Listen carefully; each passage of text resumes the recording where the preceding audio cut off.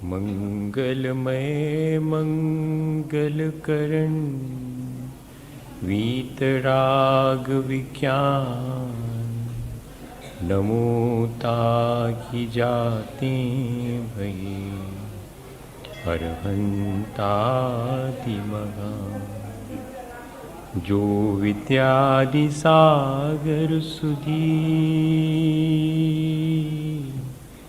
जो विद्यादि सागर सुधी गुरु हैं हितैषी शुद्धात्म में निरत नित्य हितोपदेशी। वे पाप ग्रीष्म ऋतु में जल हैं सयाने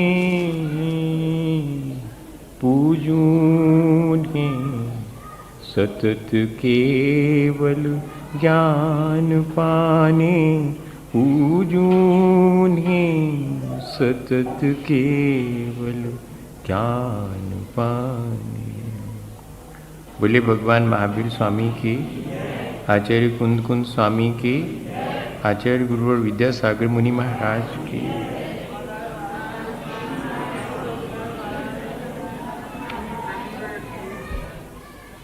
हम सब लोग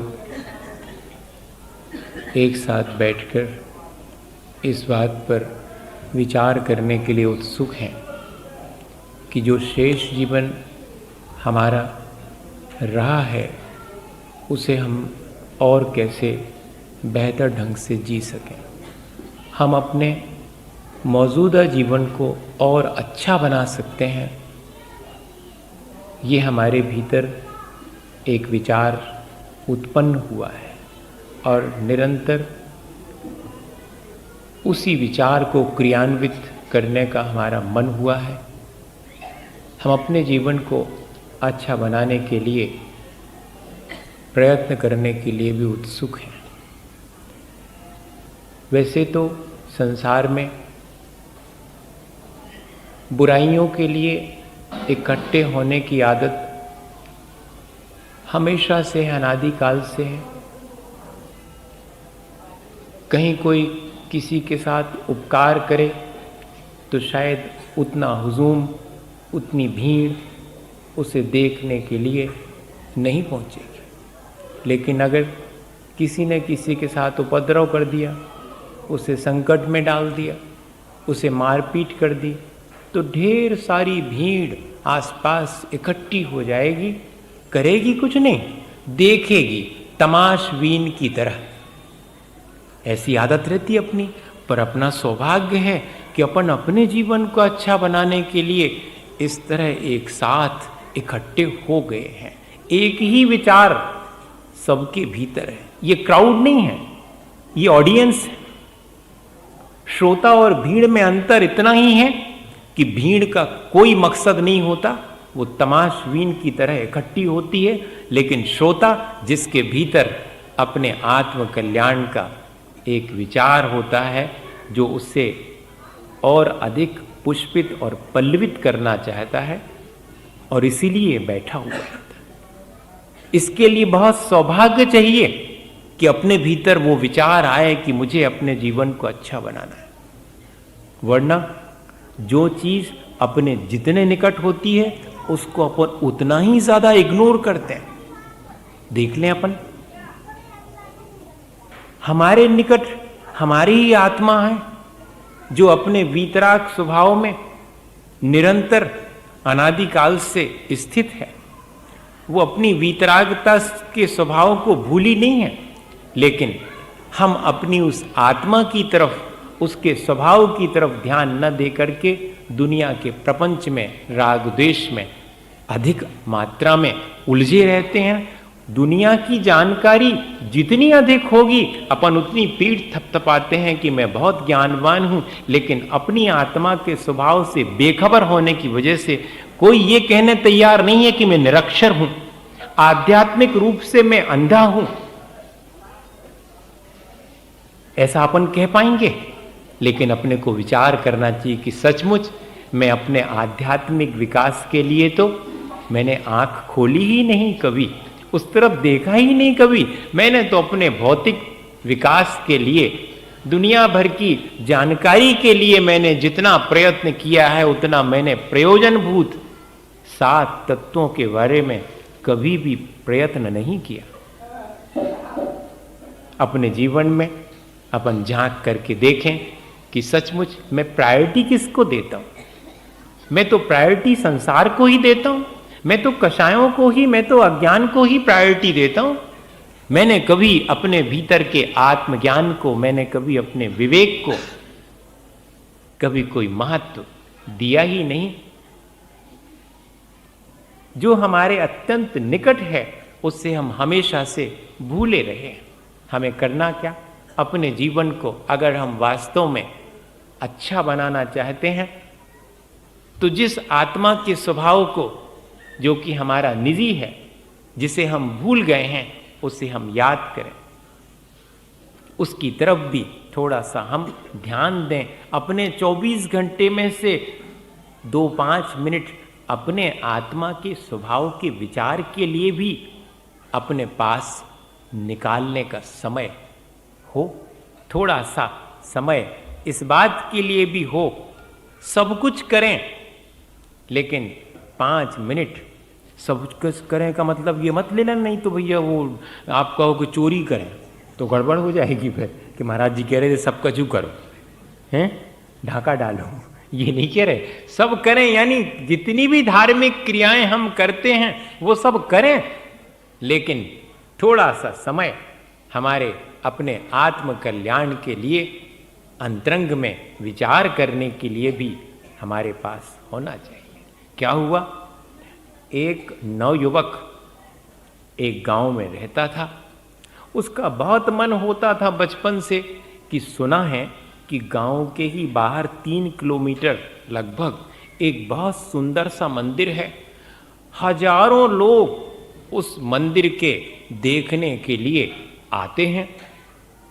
उसने भी बहुत सोचा कि देख आऊंगा, फिर सोचता कि अब जब चाहे तब, पास में ही तो है, जब चाहे तब चला जाऊंगा, देख आऊंगा। सो ऐसे ऐसे जीवन बीतता गया।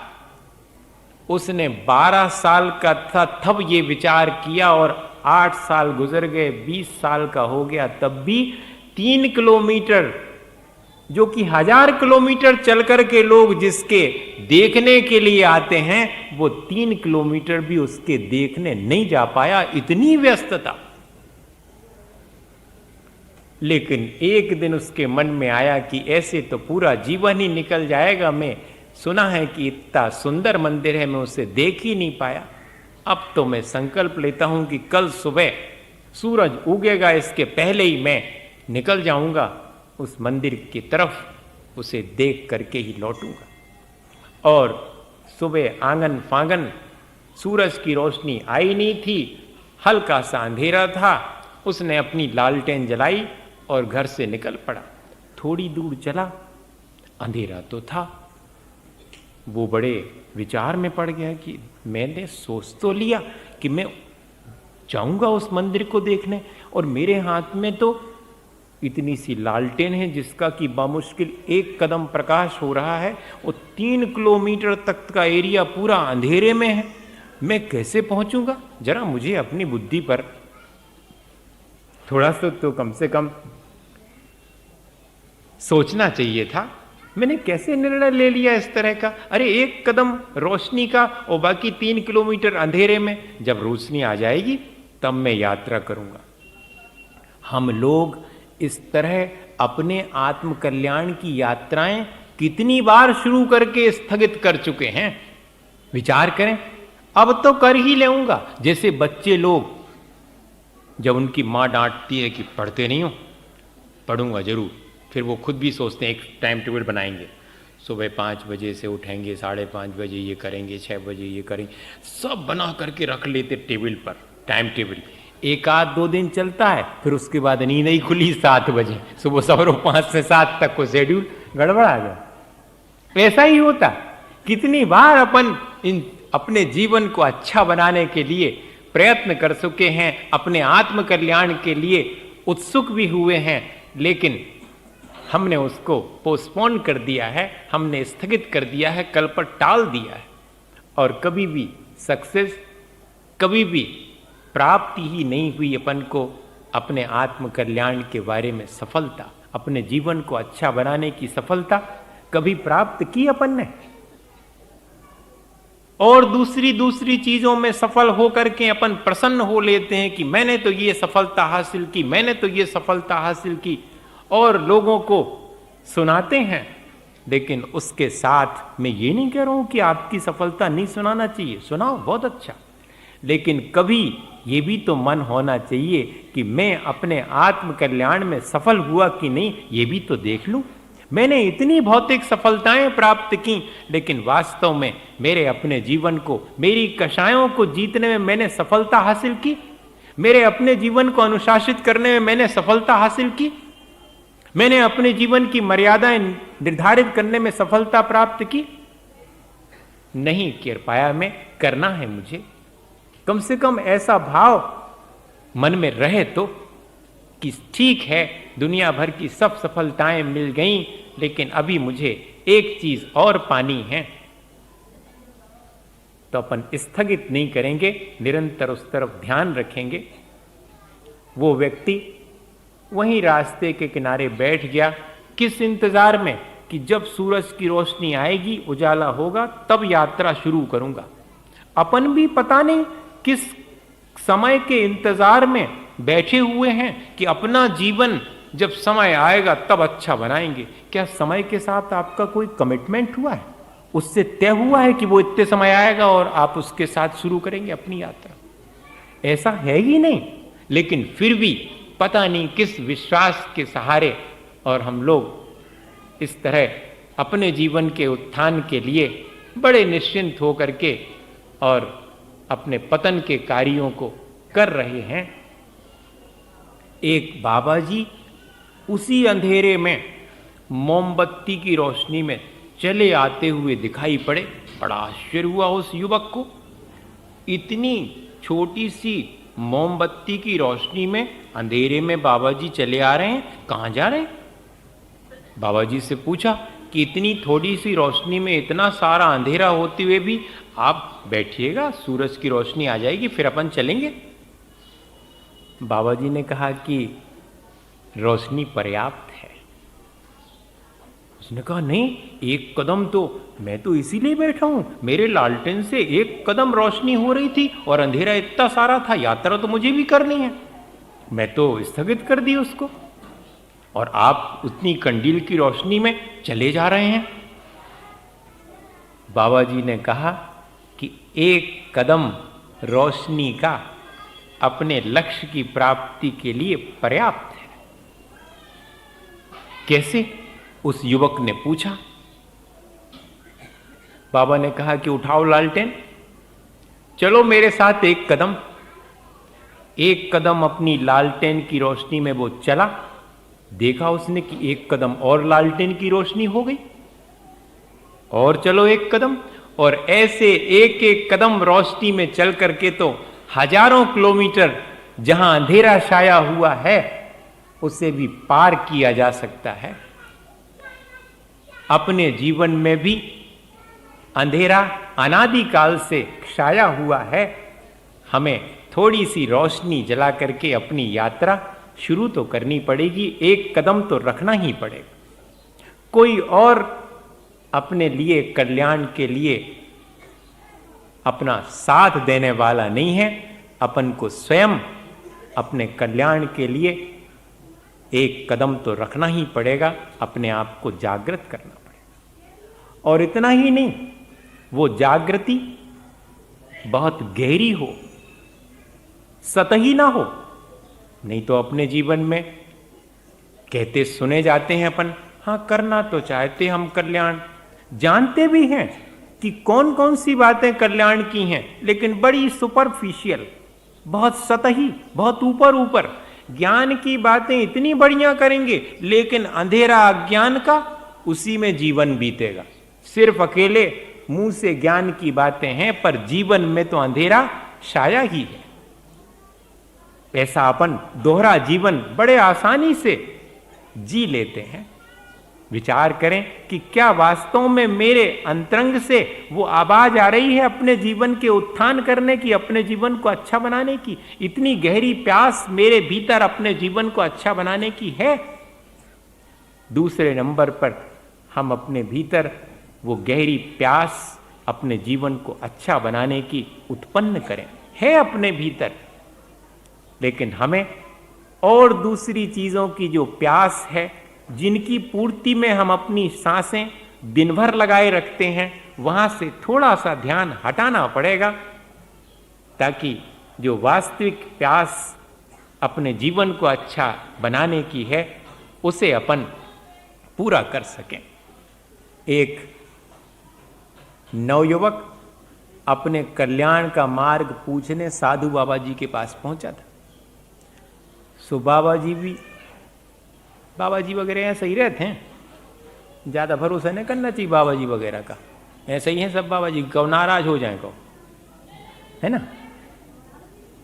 जैसे सिंबल बना लिया कि महाराज जी तो नाराज होते हैं भैया, उनसे तो दूर ही रहो, ऐसा बना लिया अपन ने। क्यों? अपने मन की नहीं हुई इसलिए, और कुछ नहीं। अपने जीवन के कल्याण के लिए अपने विषय सुखों को तो छोड़ने की बात ही करेंगे, लेकिन वे तो हमारे ने कछु ज्यादा विशेष सम्मान करता है, ने कछु पीठ पे हाथ फेरता है, ने राजी खुशी पूछाता है, कछु नहीं। काय के लाने हम उनके लाने पूजा करें, भक्ति करें, काय को जाएं हम। ऐसा अपने मन में खोटा विचार आ जाता है, मेरे आत्म कल्याण में निमित्त ना बना करके मैं अपने संसार में निमित्त बना लेता हूं, गुरुजनों को भी, भगवान को भी और शास्त्र को भी। ये अनादि काल का अपने भीतर अज्ञान भाव पड़ा हुआ है। सो उस नवयुवक ने भी जाकर के और बाबा जी से कहा कि बाबा जी मुझे आप अपने कल्याण का मार्ग बताएं। उसे भरोसा तो नहीं था, क्या पता बाबा जी क्या कहते हैं, और वाकई ऐसा हुआ। बाबा जी ने उत्तर तो कुछ नहीं दिया और नवयुवक से कहा कि मेरे साथ चलो, मैं जरा नदी में नहाने जा रहा हूं। अरे, हम इनसे प्रश्न का उत्तर पूछने आए, संसार से बचने का, और जी हमें और नदी में नहावे की कह रहे हैं। अब कह रहे हैं तो ठीक है, अब बाबा जी कह रहे हैं, प्रश्न का उत्तर भी उनसे पूछना है, सो भैया मान लो उनकी बात। अपनों कछु काम सट रहे हो वे, सो चाहे जो कछु कहवे सब करवे तैयार हैं अपन, हमाओ काम सटो चाहिए, इतना है अपने अंदर विचार। बहुत स्पष्ट तेजाबी परीक्षण करना पड़ेगा अपना, एनालिसिस अपने भीतर, कि हां वास्तव में ऐसे ही विचार हमारे भीतर पड़े हुए हैं। हमें इन मिथ्या विचारों से बचना है, इन्हें हटाना है। क्या करें, संस्कार अनादिकाल का है। मैंने वर्तमान में पुरुषार्थ भी नहीं किया, मैंने पुरुषार्थ भी उसी दिशा में किया है। मैं अब थोड़ा सा अपने पुरुषार्थ को बदलूं और अपने इन खोटे संस्कारों को तोड़ने के लिए प्रयत्न करूं। सो बाबा जी के साथ वो स्नान करने चला गया, और वो तो नदी में नहाना जानता नहीं था। बाबा जी तो तैर के जानते थे, सो नदी में उतर गए और इसको ही बुलाने लगे। इसने बहुत कहा कि बाबा जी हम तो डूब ही जाएंगे, हम तो तैर के जानते ही नहीं हैं। कह रहे हम तो संभाल लेंगे, हमें तुम्हारे लिए लियो। बुला लिया नदी में अपने पास, और बुलाया क्या, उसकी गर्दन पकड़ करके और गहरे पानी में उससे डुबा दिया। अब तो जब उसको पानी के भीतर थोड़ी देर दबाए रखे, छटपटा रहा है वो बाहर निकलने के लिए। सो जैसे ही छटपटाहट बढ़ गई, मारना थोड़ी चाह रहे थे बाबा जी, सो खट से ऊपर कर दिया। उसने गहरी सांस ली और उसने कहा बाबा जी क्या उपद्रव मेरे साथ, आपको शोभा देता है इस तरह करना? ऐसे ही कहा उसने। बाबा जी ने कहा कि तुम मेरे से पूछ रहे थे संसार से पार होने का रास्ता, मैं तुम्हें वो ही बता रहा हूं। मैं तुमसे पूछना चाहता था, अभी भी पूछना चाहता हूं कि जब तुम पानी के भीतर थे तब तुम्हें किस चीज की आकांक्षा थी? बाबा जी और कोई आकांक्षा नहीं थी, सिर्फ एक आकांक्षा थी कि थोड़ी सी हवा, थोड़ी सी सांस मुझे मिल जाए, मैं जीवित रह जाऊं। कितनी गहरी ललक थी तुम्हारे भीतर। उस ललक के पीछे, उस आकांक्षा के पीछे संसार की सभी आकांक्षाएं तुम छोड़ने तैयार थे। हाँ बाबा जी, ऐसा ही था, मुझे कोई आकांक्षा नहीं थी, पूरा संसार भी मुझे कोई देता उसके सारे सुख तो वो भी मैं त्याग करने तैयार था, मुझे तो सिर्फ 2 सांसें चाहिए थी। क्या ऐसा ही तुम्हें संसार से बचने का और मोक्ष सुख पाने का विचार है? इतना ही गहरा, इतनी ही ललक तुम्हारे भीतर है? अगर ऐसा विचार तुम्हारे भीतर हो तो मुझे कहने की आवश्यकता नहीं है, तुम अपना कल्याण अपने आप कर लोगे। इतना ही बाबा जी ने उसे उत्तर दिया। भैया, अपन भी विचार करें कि क्या वास्तव में कहता भर हूं मैं कि मैं अपने जीवन को अच्छा बनाना चाहता हूं, या कि मैं वास्तव में मेरे भीतर से यह आवाज आती है कि हां मुझे अच्छा बनाना है अपने जीवन को, और निरंतर मैं अच्छाइयों की तरफ बढ़ता हूं और बुराइयों से बचता रहता हूं। यह कहलाएगा कि हां मेरे भीतर ललक है, मेरे भीतर ऐसा विचार है, बहुत गहराई में आवाज है। और तीसरे नंबर पर उसकी कंटिन्यूटी बनी रहे, उसका सातत्य बना रहे। थोड़ी देर को अपने अंदर विचार आया, सुबह आया शाम तक नष्ट, जिसको अपन स्मशान वैराग मानते हैं। क्षण भर को 5 इंद्रियों और मन के सुखों से ऊब करके अपने मन में आता है कि छोड़ो तो सब है, और फिर उसके बाद उन्हीं पंचेंद्रिय के विषयों में अपन रचपच जाते हैं। क्षण भर अच्छी चर्चा करेंगे कि संसार तो असार है, उसकी जितनी निंदा हो सकेगी संसार की सब करेंगे, लेकिन संसारी में फिर सुबेरे से दुकान खोल के बैठे 17 उपाय कर रहे उसके, उसी संसार के, जिस संसार की कल निंदा कर रहे थे व्यक्ति के साथ बैठ करके, उसी संसार के कार्यों के करने में अपन लीन हो जाते हैं। वो विचार कहां चला गया? उसकी सततता, उसकी निरंतरता नष्ट हो जाती है। अगर हम उसकी निरंतरता बनाए रखने में सफल हों तो ऐसा नहीं है कि वो निरंतर चलने वाला विचार हमारे आचरण को परिवर्तित ना करे, हमारे जीवन को अच्छा ना बनाए। लोग सुबह उठते थे जय जिनेंद्र, किसी से मिले जय जिनेंद्र, सोने लगे जय जिनेंद्र, निरंतर एक ही विचार, एक ही लक्ष्य कि मुझे जिनेंद्र भगवान जैसा बनना है। सो सोने से जगने से लेकर के सोने तक सारे कामों के बीच में उस लक्ष्य की स्मृति बनी रही। उस स्मृति को बनाए रखने के लिए सब कामों में, प्रणाम करने में भी जय जिनेंद्र का उच्चारण करते थे कि मेरा लक्ष्य तो यह है, तुम्हारा भी यही होना चाहिए। तुम्हारे भीतर जो जिनेंद्र बनने की शक्ति विद्यमान है, मैं उसे प्रणाम करता हूं। मैं भी जिनेंद्र भगवान के जैसा जितेंद्री बनना चाहता हूं। ऐसा निरंतर अपने लक्ष्य की तरफ ध्यान रहता था। अपन ने चेंज कर दिया थोड़ा सा, अब थोड़े अपन मॉडर्न हो गए। गुड मॉर्निंग सुबह हुई, गुड आफ्टरनून, ले साहब गुड नून, सुबह अच्छी है, दोपहर अच्छी है, गुड नाइट। विदा के लिए जब अपन किसी से विदा लेकर के सोने जा रहे हैं तो गुड नाइट। अब बताओ, आपके हाथ में है दूसरे की रात अच्छी हो? वो है? आपके भीतर इतनी शक्ति है कि दूसरे के कर्मों को आप काट करके और शुभ कर्म दे सकते हैं उसे। लेकिन इस तरह के विचार अपन करते हैं उसकी बदल करके, जबकि पहले लोग निरंतर जब भी मिलेंगे, जब भी उठेंगे, जागेंगे, कोई काम करेंगे तो वो जय जिनेंद्र कहेंगे। मैं आपको सुनाऊं, कटनी में था, वहां पर छोटे छोटे बच्चे गर्मी के दिनों में वो निकालते थे, एक कार्ड रखा था, उसमें 108 नियम निकलते थे। उनमें से कोई एक नियम दिन भर के लिए ले लेते थे, अपने आप ले लिया, ठीक। अब शाम को उनमें से 2 बच्चे आए, बोले महाराज इनको तो प्रायश्चित लेना चाहिए, इन्होंने सवेरे जो नियम लिया था उसको तोड़ दिया। हमने कहा हुआ क्या भाई, तुम्हारी उसने पिटाई विटाई करी? कह रहे महाराज वो तो सब ठीक है, इनके लिए नियम निकला था कि कोई भी काम करो तो 9 बार नमोकार पढ़ोगे। इनने हमें एक घूंसा मारो लेकिन 9 बार नमोकार नहीं पढ़ो। अब बताओ, इतनी बड़ी बात उस बच्चे के अंदर है कि आपने कुछ भी किया, आप 9 बार नमोकार पढ़िए, और 9 बार नमोकार पढ़ लिया तो आप अपराध कर ही नहीं सकेंगे। फिर घूंसा मारने का विचार ही आपका समाप्त हो जाएगा, अपने जीवन को पतित करने का विचार आएगा कैसे। जय जिनेंद्र बोल दिया, नमोकार मंत्र का उच्चारण कर लिया, अब मेरे भीतर जो मिथ्या विचार आ रहे थे वो सब समाप्त हो गए। दूसरे के बारे में जिससे जय जिनेंद्र कहा है उसके बारे में आप बुरा कैसे सोच सकते हैं, अपने मन को गंदा कैसे कर सकते हैं। ऐसा विचार, यही लक्ष्य के प्रति निरंतरता है, कंटिन्यूटी है। अपन क्या ऐसा अपने जीवन को अच्छा बनाने के लिए प्रयत्न करते हैं, उसे निरंतर बनाए रखते हैं।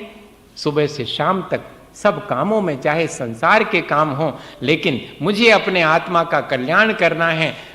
5 परमेष्ठी के पद ही श्रेष्ठ हैं, मुझे उन पदों को प्राप्त करने के लिए उद्यम करना। ऐसा विचार निरंतर बना रहे। बना रहता है क्या? अपन बनाने की कोशिश करें, बना रह सकता है। और चौथी चीज कि मेरे भीतर अप्रोच पॉजिटिव हो,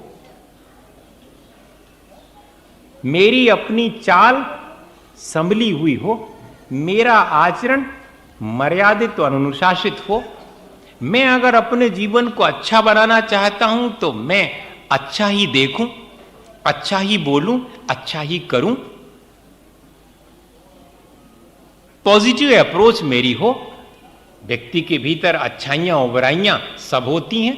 सिर्फ अच्छाइयां तो भगवान के भीतर हैं। हम सब तो संसारी जीव हैं, सबके भीतर कर्म लगे हैं। सो सबसे बड़ी बुराई तो वही है, मिथ्यात्व है, अविरति है, प्रमाद है, कषाय है, योग है। ये 5 बंध के हेतु जो संसार बढ़ाने वाले हैं वो तो अपने भीतर हैं। तो अपन का जीवन अच्छा कैसे है? बुरा भी है, अच्छाइयां बुराइयां दोनों हैं, लेकिन मेरे भीतर अच्छे बनने की सामर्थ्य है। मैं उस तरफ देखूं। मैं कितना भी बुरा हूं लेकिन मैं अच्छा बन सकता हूं। दूसरा कितना भी बुरा हो लेकिन वो भी अच्छा बन सकता है। ये अप्रोच जिसके भीतर है वही पॉजिटिव अप्रोच कहलाएगी। दूसरे की बुराइयां तो देखना बहुत आसान है, लेकिन दूसरे के भीतर भी अपने आत्म कल्याण करने के लिए आत्मा में वीतरागता मेरे जैसी ही है, ये ध्यान अपन को कहां आता है? आता ही नहीं है। यो यस्य न जानाति स तिस्य निंदाम करोति। नीति वाक्य है कि जो जिसे जानता नहीं है वो ही निंदा करता है। और अपन तो जानबूझ करके निंदा करते हैं और निरंतर नेगेटिव अपने थॉट्स, अपनी अप्रोच सब नेगेटिव हो जाती है। कहां अपना जीवन अच्छा बन सकता है? विचार करें। अगर मुझे अपने जीवन को अच्छा बनाना है तो सब दूर मुझे अच्छा ही देखना पड़ेगा, मुझे अच्छा ही करना पड़ेगा। क्या हुआ? एक किसान शहर जा रहा था, सो रास्ते में चलते चलते एक खेत में जो किसान काम कर रहा था उससे पूछा कि क्या भैया कितना और रह गया शहर? कुछ नहीं बोला वो। भला आदमी, उसने भी सोचा कि देखो हमने पूछा, इनने बताया तक नहीं। ये कह देते कि हमें नहीं मालूम, कुछ भी नहीं कहा, बोले तक नहीं। 25-50 कदम आगे निकल के गया होगा कि उस खेत में जो किसान काम कर रहा था, जिससे पूछा था, उसने जोर से आवाज दी कि अगर ऐसा ही जाओगे तो 2 घंटे लगेंगे।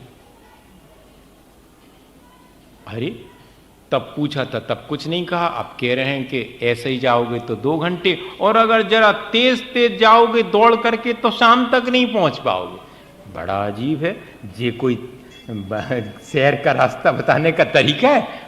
अरे दौड़ के जाएंगे तो और जल्दी पहुंच जाएंगे। ऐसा ही है, थोड़ा उसका गड़बड़ हो गया होगा, नेगेटिव फौरन विचार आ गया। उसके पीछे क्या राज है ये समझ में नहीं आया। उसके पीछे तो पहले नंबर यही ध्यान आया कि व्यक्ति लगता है कि कुछ गड़बड़ है। एक तो जब हमने पूछा था तब कुछ नहीं कहा, वो बताया भी, थोड़ी दूर चलने पर तो उल्टा सीधा बता दिया। विश्वास करने लायक नहीं है आदमी। ऐसा अपन कैसा निर्णय ले लेते हैं। उसने भी ले लिया और उसने सोचा कि जब धीरे धीरे चलने में 2 घंटे में पहुंचेंगे तो दौड़ के अभी पहुंच जाता हूं घंटे भर में। सो उसने तेज तेज चलना शुरू किया और थोड़ी दूर तो बस शाम हो गई। बैठो, हमने कहा ही था उसी समय कि तेज चलोगे तो शाम हो जाएगी और पहुंच नहीं पाओगे। बोले मुझे तुम्हारी बात समझ में नहीं आई। बोले पहली चीज, जब तुमने मेरे से पूछा कि कितनी दूर है शहर और कितनी देर लगेगी तो मैं कैसे बता दूं। मैं पहले तुम्हारी चाल तो देखूं कि किस चाल से तुम चल रहे हो। सो जैसे ही 25-50 कदम तुम चले, मैंने बता दिया कि 2 घंटे लगेंगे। तुम्हें इसी चाल से चलोगे और अगर तेज चले तो बोल्डर वाला स्थान है पूरा। सो बोल्डर में किसी भी पत्थर के ऊपर से स्लिप होकर के गिरोगे, सो पैर टूटेगा और बैठे रहोगे शाम तक। इतना सीधा सा बताया था मैंने, कुछ गड़बड़ तो किया नहीं। भैया अपने काम की कितनी सी चीज है। हम अपने जीवन को अच्छा बनाना चाहते हैं लेकिन हमारी चाल तो उल्टी है, तो कैसे बनेगा जीवन अच्छा। हम दूसरे के बारे में तो अशुभ विचार करें और दूसरे से अपेक्षा रखें कि वो मेरे बारे में अच्छा सोचे। मैं दूसरे के रास्ते में कांटे बिखेरूं और अपेक्षा रखूं कि वो फूल बिछाए मेरे कांटे में। मैं दूसरे को अपशब्द कहूं और अपने जीवन के लिए वो प्रेम से बोले, ये अपेक्षा रखूं। नहीं भैया, कैसे संभव है। मेरा अपना आचरण, मेरी अपनी चाल, जहां जैसा मैं चल रहा हूं वहां पहुंचाएगी। अकेले कोई व्यक्ति ये सोचे कि मैं नदी किनारे पहुंच जाऊं और कदम बढ़ाए वो बाजार के किनारे, तो कितना भी सोचता रहे लेकिन पहुंचेगा वो बाजार में ही, नदी किनारे नहीं पहुंचेगा। अकेले सोचने मात्र से कहीं नहीं पहुंचते। आपकी चाल कैसी है इससे निर्धारित होगा कि आप कहां पहुंचेंगे। और 5वीं चीज है, आपके भीतर कॉन्फिडेंस है कि नहीं। ये सब आप कर पाएंगे कि नहीं। हम सब के भीतर उसी चीज की कमी हो जाती, आत्मविश्वास नहीं रहता। क्यों नहीं रहता? क्योंकि हमारे भीतर आत्मविश्वास आवे, इसके लिए हमने अपने आप को सच्चे देवगुरु शास्त्र के चरणों में समर्पित किया ही नहीं। जो व्यक्ति जितना समर्पित है सच्चे देवगुरु शास्त्र के प्रति, वो उतना कॉन्फिडेंट है, अपनी जीवन की सब विपत्तियों से आसानी से निकल जाता है, पूरे विश्वास के साथ, आत्मविश्वास के साथ कि मेरा कुछ नहीं बिगड़ेगा, मेरे साथ तो सच्चे देवगुरु शास्त्र का आशीर्वाद है। ऐसा विश्वास लेकर के वो संसार की विपत्तियों के बीच भी आसानी से निकल जाता है। एक छोटा सा उदाहरण, हमें कैसा समर्पण सच्चे देवगुरु शास्त्र के साथ करके और अपने आत्मविश्वास को बढ़ाना चाहिए, जिससे कि हम अपने जीवन को अच्छा बना सकें। लोग बार बार पूछते हैं, बच्चे तो विशेष रूप से, कि how can improve our willpower. हम कैसे अपना विल पावर बढ़ाएं, काहे के लिए, अच्छे से पढ़ सकें और अच्छा कैरियर बना सकें। वाह भैया, इसके लिए तो आपको आत्मविश्वास चाहिए। मैं अपना कल्याण कर सकूं, इसके लिए कोई विश्वास आपके भीतर है। वो विश्वास तो जागृत होगा सच्चे देवगुरु शास्त्र के प्रति श्रद्धा से।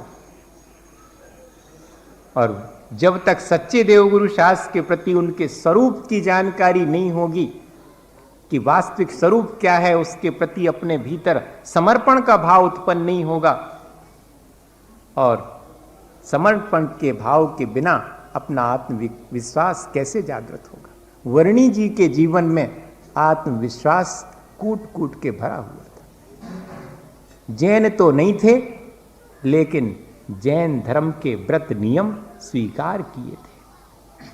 सो शिखर जी की वंदना करने गए, 7 प्रतिमा जब ले ली थी, सो शिखर जी की वंदना ऐसी नहीं करी कि पानी पियत गए, बिस्कुट खात गए, चाय पियत गए, जूता चप्पल पहने तो पहने हैं, कोई बात नहीं, और अब तो बन गई है बढ़िया सा रोड, सो पैसे चले गए। वे भैया पाप कार्यों से निवृत्त होकर के और फिर वंदना का सुख, वंदना का आनंद लिया जाता था। अपन तो वंदना क्या कर रहे हैं, वंदना का सिर्फ बाह्य में एक दिखावा कर रहे हैं कि मैं भी शिखर जी की वंदना करके आया। अकारी से तो निवृत्त ही नहीं हुआ मैंने कहां वंदना करी, ऐसा विचार मेरे भीतर आता ही नहीं। जो अकारी थे उनको तो मैंने उस दौरान भी किया है, तो फिर मैंने वंदना कहां करी। तीर्थ वंदना के लिए आचार्य भगवंतों ने लिखा कि वो व्यक्ति तीर्थ वंदना करता है जो कि पाप कार्यों से जितनी देर को मुक्त रहता है, वही उसकी तीर्थ वंदना। मैंने तो तीर्थ वंदना करते समय भी संसार के ही कार्य किए, खाना पीना सोना सब कुछ किया। वर्णी जी ने ऐसी तीर्थ यात्रा नहीं करी। अत्यंत श्रद्धा के साथ 36 मील की जो नीमिया घाट से यात्रा होती थी पूरे पर्वत की, वो यात्रा होती थी 2 दिन में।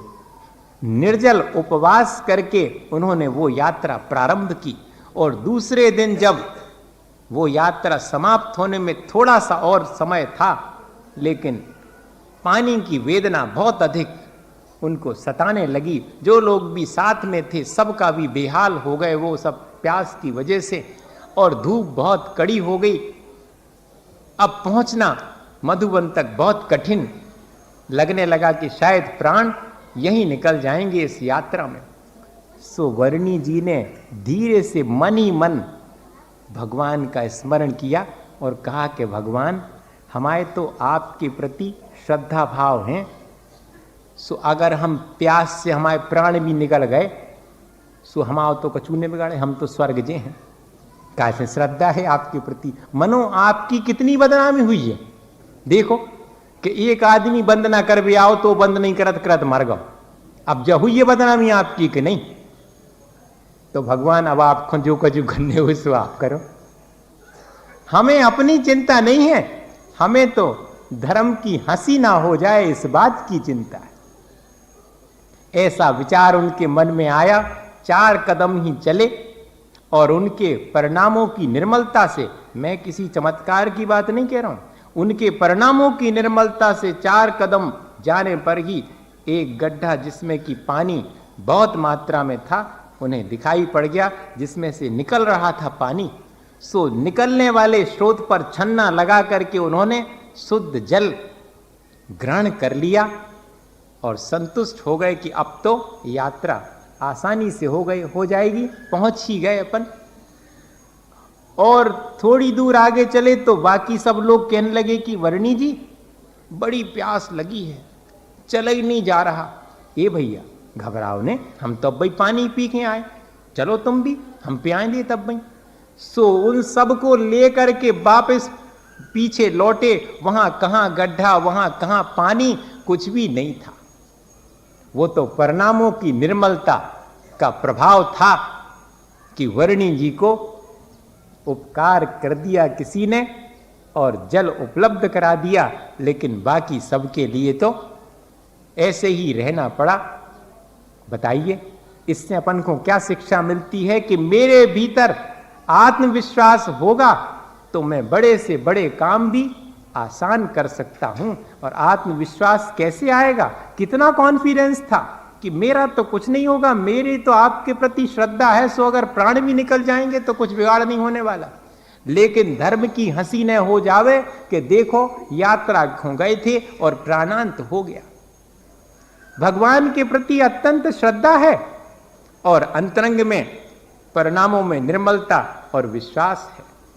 ये सारी चीजें अगर अपने भीतर भी आ जाएं, आ सकती हैं, अपन अभ्यास करें, पाने का प्रयत्न करें, तो ऐसा नहीं है कि हम अपना शेष जीवन अच्छा नहीं बना सकते।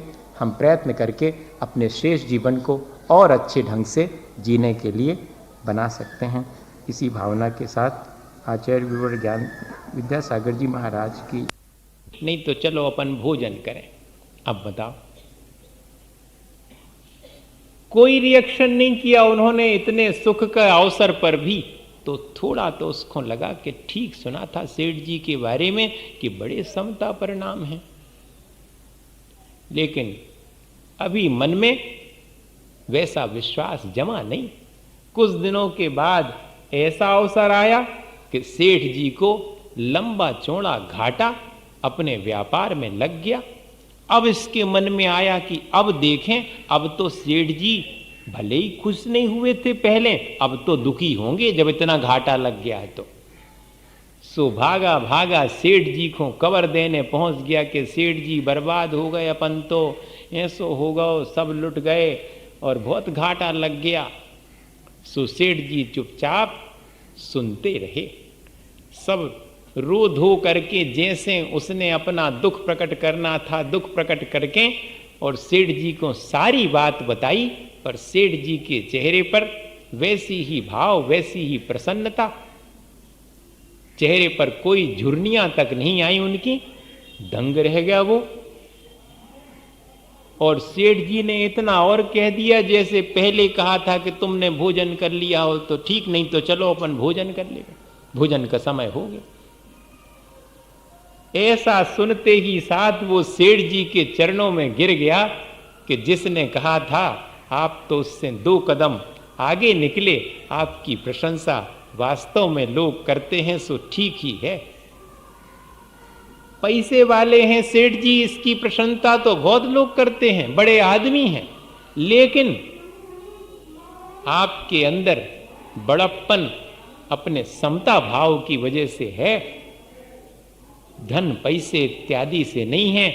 आप समृद्ध हैं अपनी आत्मा में, लोग तो धन पैसा से समृद्ध हैं। वास्तव में आत्मा में समृद्ध होना सिखाती है सामायिक, हमें अपने आत्मा के वीतराग स्वभाव की दिशा में ले जाने का प्रयास करती है। हम 3 चीजें सामायिक में विचार करें। अपने बारे में विशेष रूप से विचार करें कि मैं कौन हूं, मेरा स्वभाव क्या है, और आत्मा का स्वभाव वास्तव में है कैसा। जब आत्मा का स्वभाव देखूंगा तो पर्याय पर दृष्टि नहीं जाएगी, और जितना संक्लेश होता है वो पर्याय बुद्धि से ही होता है। जैसे ही व्यक्ति का रूप बाहरी दिखा और हर्ष विषाद होना शुरू हो गया, अगर शत्रु है तो उससे विषाद होगा, और अगर मित्र दिख गया तो हर्षित हो जाएंगे। लेकिन जीव देख पाए आपने तो शरीर देखा, जीव तो दिखाई ही नहीं पड़ा। सो जो अपने आत्मा के स्वभाव को स्वयं के और दूसरे के देखता है, जिसको अपन द्रव्य दृष्टि कहते हैं, अगर ऐसा निर्मित हो जाए अपने भीतर भी भाव, तो ये सब दूसरे के प्रति द्वेष भाव, कलह के भाव आपो आप अपने भीतर से उठना बंद हो जाएंगे। अगर इस तरह अपने ही आत्मा के स्वभाव नहीं, दूसरे के भीतर भी जो आत्मा है उसमें भी ऐसा ही स्वभाव है, तो दूसरे के अवगुण देखने का मन नहीं होगा। फिर दूसरा भी जीव आत्मा है, उसके अंदर भी वीतरागता और अनंत गुण पड़े हुए हैं। मैं गुणों की तरफ देखूं, अभी तो मैं अवगुणों की तरफ ही देखता हूं। सामायिक मुझे गुणों की तरफ देखने की शिक्षा देती है। जो व्यक्ति सामायिक करता है वो दूसरे के अवगुण देखने की कोशिश नहीं करेगा। देख लो आप, वरना तो वर्षों सामायिक करते हैं लोग, लेकिन दूसरे के दोष देखने में बड़े माहिर। विचार करो, ऐसा अपना खोटा स्वभाव बन गया है। क्या करें, संस्कार बस हो गया, या कि अपने पुरुषार्थ की कमी कहें या अज्ञानता कहें, कि मैं बाहर से सामायिक का इंतजाम तो कर लेता हूं, लेकिन उस सामायिक करने से मेरे भीतर अवगुण देखने की दृष्टि गई है या नहीं गई है। मैंने गुणों की तरफ अपने जीवन को बढ़ाने का प्रयास किया है नहीं किया है, ये अपन नहीं देख पाते। देखना चाहिए, तभी सामायिक सार्थक कहलाएगी। और दूसरी चीज कि अपन देखें कि प्रगति किसमें है। लेकिन आज वर्तमान में तो भौतिक रूप से संपन्न होना, इसी को प्रगति मानते हैं। भौतिक उपलब्धियों को ही प्रगति मानते हैं। वास्तव में तो प्रगति वो है जिसमें कि मैं अपने जीवन को औरों के काम में ला सकूं, अपने जीवन का भी कल्याण कर सकूं और मेरे माध्यम से जीवों का भी कल्याण हो सके। ऐसे स्वपर कल्याण में ही प्रगति है। लेकिन थोड़ी सी चीजें मेरे पास इकट्ठी हो जाती हैं तो मेरा अज्ञान यह कहता है कि देखो मेरे पास इतनी सामग्री है। भैया वो सामग्री क्या अपने और दूसरे के कल्याण में सहायक है या थोड़े से भौतिक सुख देने वाली है? ऐसा थोड़ा सा विचार करें। किसी भी चीज की प्रसन्नता अपन उसकी उपयोगिता से करते हैं। कपड़ा तब तक उपयोगी है जब तक कि अपने काम आता है। कोई भी वस्तु हो वो हमारे जब तक उपयोग में आती है सो हम उसे उपयोगी मानते हैं, वरना फिर वो व्यर्थ हो जाती है और उसे फेंकने का मन हो जाता है। भैया अपने जीवन के बारे में देखें कि कितनों जीवन अपने काम में आओ और कितनों दूसरे के काम में आओ, कि आओ है कि नहीं आओ, फेंक वे लायक होगा? जा बताओ। अपन कपड़े के बारे में तो विचार करते हैं, लेकिन जीवन के बारे में ही वैसा विचार करें कि मेरा जीवन मेरे कल्याण के काम में आया या दूसरे का उससे कल्याण हुआ या नहीं हुआ। अगर उपयोग मैंने जीवन का ठीक ठीक नहीं किया है तो जीवन निरर्थक हो गया। ऐसा अपन जीवन के बारे में विचार करें। एक नाम तो याद नहीं है, कहीं के राष्ट्रपति थे। सो एक बार रास्ते से चले जा रहे थे, एक व्यक्ति मजदूरों का हेड होगा, सो मजदूरों से काम करवा रहा था और मजदूर बोझा उठा उठा करके ट्रक पर लाद रहे थे। एक मजदूर थक गया, कमजोर तो था ही, उसने बोझा उठाया लेकिन गिर गया। उसने फिर प्रयास किया, फिर गिर गया, उससे उठता ही नहीं था।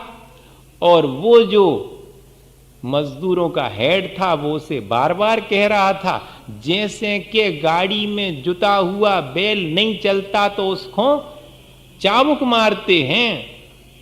विचार करना, वो तो पशु है, लेकिन अपन भी मनुष्य के साथ जिसके भीतर शुद्ध स्वरूप को प्राप्त करने की सामर्थ्य और अनंत गुण विद्यमान हैं, उसके साथ अपन क्या व्यवहार करते हैं। सो ऐसा ही उसने बार बार उससे कहा कि काम करो, उठ नहीं रहा तुमसे, उठाओ और रखो। लेकिन मदद का भाव क्षण भर भी नहीं आया और वो बार बार असफल होता है, सामान गिर जाता है, लाद नहीं पड़ पाता है। सो उसको सैकड़ों अपशब्द सुनने पड़ते हैं। वो सब अपशब्द सुन रहा था, उतने में ही वहां से गुजरे वो जो राष्ट्रपति थे, उन्होंने भी सुन लिया। देखा स्थिति तो हट्टा कट्टा व्यक्ति जो कि उन मजदूरों का हेड था, वो हाथ बांधे बढ़िया से खड़ा है और काम करवा रहा है मजदूरों से एक चीज। और वो बेचारा मजदूर दीनहीन, बोझा नहीं उठा पाने की वजह से अपशब्द सुन रहा है। उन्हें बड़ी दया आ गई और उस मजदूर के पास जाकर के उसके सिर पर उठा करके बोझा रख दिया कि भाई तुम अपना बोझा ट्रक में लाद दो, जिसके लिए तुम्हें इतने अपशब्द सुनना पड़ रहे हैं। और जाकर के उस सुपरवाइजर के पास में जो कि उन मजदूरों का हेड था, कहा अपना नाम बता करके कि मैं देश का, ये मेरा नाम है, मैं राष्ट्रपति हूं, जब कभी सहयोग की आवश्यकता पड़े तो मुझे याद कर लेना। पानी पानी हो गया वो कि देखो इतने बड़े पद पर विराजमान व्यक्ति और मजदूर की मदद करने तैयार है और मैं खड़ा हुआ हूं हाथ बांधे, देख रहा हूं सामने सामने कि मेरे जीवन का क्या उपयोग है जो कि दूसरे के काम आ सकता था और नहीं आया। दूसरे का कल्याण मेरे जीवन से होवे और मेरा स्वयं का कल्याण होवे, ऐसी दृष्टि अगर अपने भीतर है तो अपन ने सामायिक करी और सामायिक को लाभ ले लो, और नहीं तो ऐसी तो बहुत अपन ने सामायिक करी हैं सुबह दोपहर शाम, मगर उनसे अभी तक अपन लाभ नहीं ले पाए।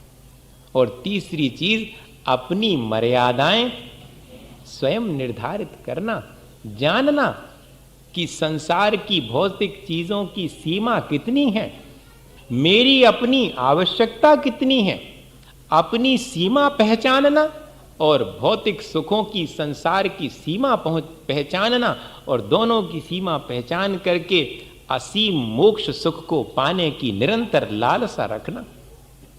मोक्ष सुख तो असीम है, ये संसार के भौतिक सुख तो सीमित हैं, और मेरी सामर्थ्य समस्त भौतिक सुखों को भोगने की इच्छा तो मेरे भीतर है, लेकिन मेरी सामर्थ्य नहीं है कि मैं समस्त पंचेंद्रिय और मन के विषयों को भोगने के लायक उतना सामर्थ्यवान ही नहीं हूं।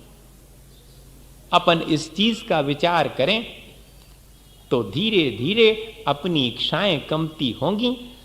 अनंत इच्छाएं अपन संसार में करते रहते हैं, अपनी शक्ति का बिना विचार किए, और भौतिक पदार्थों में कितनी सामर्थ्य है उनकी भी सीमा है, और मेरी अपनी सामर्थ्य की भी सीमा है। इन दोनों का विचार करके और अपनी इच्छाओं को, जो कि संसार में भटकाने वाली हैं, अपन साधना के द्वारा निरंतर इच्छाओं पर कंट्रोल कर सकते हैं, उन पर नियंत्रण कर सकते हैं। सामायिक से तो यही बातें अपन को सीखने की हैं भैया। सामायिक कैसे करना चाहिए, कहाँ करना चाहिए, कैसे आपके कब करना चाहिए, ये तो अपन सब सीखत हैं, लेकिन सामायिक से मुझे लाभ क्या लेना चाहिए, मेरे जीवन में लाभ कितना मिला कि नहीं मिला, इस बात का विचार अपन करते नहीं हैं।